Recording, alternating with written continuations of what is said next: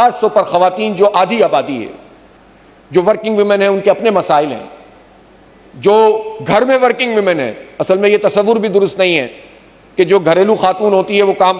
कितना काम तो वो करती है बेचारी, वो काम करती है तो मर्द इस काबिल होता है कि वो कमाने के लिए बाहर निकलता है। इसलिए जो खवातीन घर में भी अपनी जिम्मेदारियां अदा कर रही हैं, हम उनको भी वर्किंग वुमेन समझते हैं। और जो बाहर निकलने पर मजबूर हैं और काम कर रही हैं, उनको हैरेसमेंट से बचाना, उनके लिए प्रॉपर निज़ाम बनना, निचली सतह पर पंचायतों का और अदालतों का निज़ाम कायम होना ताकि अदालतों के धक्के न खाने पड़े, इज्जत वाला और तहफ़्फ़ुज़ वाला रोजगार उनको फराहम किया जाए। और इसी तरह इन खवातीन को जो विरासत का हक हमारा आइन, हमारा दीन, शरीयत देती है, उस पर अमल दरामद करवाना कि पाकिस्तान में कोई भी ऐसा नहीं होना चाहिए किसी ओहदे पर, सरकारी ओहदे पर,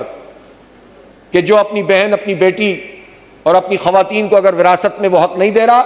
तो उसको माजूल किया जाएगा उस मनसब से, चाहे वो किसी भी मनसब पर बैठा हुआ हो। इंशाअल्लाह हम इसकी एक पूरी तहरीक है जो लेकर चलेंगे।